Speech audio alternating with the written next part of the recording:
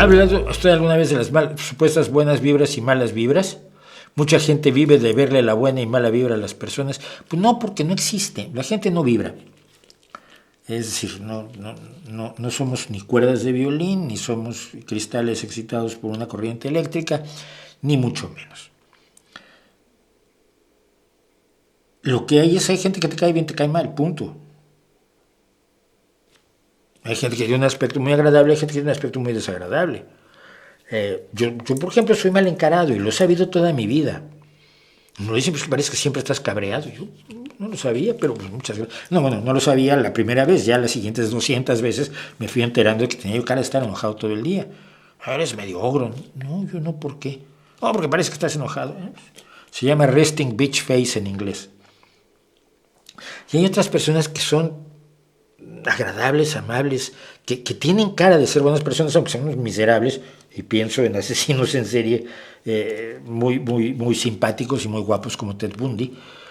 Entonces, y a eso la gente le llama, dice, esa persona me transmite, no te transmite nada. Tus percepciones previas, como hayan sido creadas biológica y culturalmente, te hacen ver a esa persona de tal o cual manera. Y generalmente nos equivocamos. Las primeras impresiones que dicen que son muy importantes generalmente son erróneas. Entonces, no hay toda esa idea de que somos luz y que en realidad somos energía, que es una interpretación torpe, ignorante de la teoría de la relatividad de Einstein. Sí, la materia de la que estamos compuestos se puede convertir en energía según la fórmula de Einstein, que la masa de la materia que tenemos multiplicada por el cuadrado de la velocidad de la luz da como resultado energía. La energía se puede convertir en materia también de acuerdo a la misma fórmula, pasando la velocidad de la luz al cuadrado como divisor al primer miembro de la ecuación.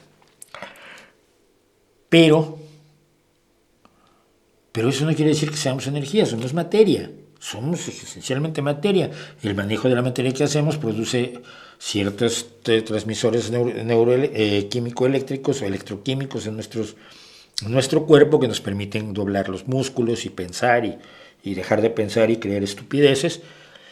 Pero esa energía es energía medible.